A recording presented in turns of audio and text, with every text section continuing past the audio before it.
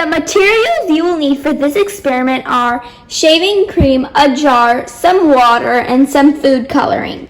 First, pour your water into your jar.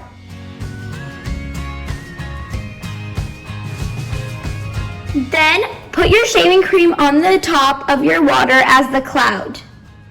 Put food coloring on top of your shaving cream and then watch what happens.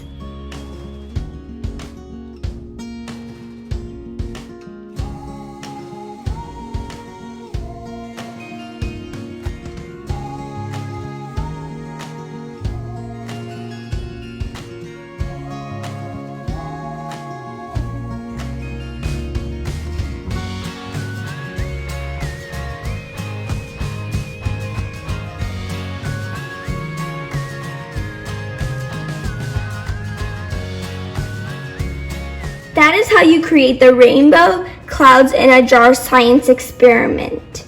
The shaving cream represents the clouds and the food coloring represents the rain. Leave me a comment down below to see how yours turned out. Bye!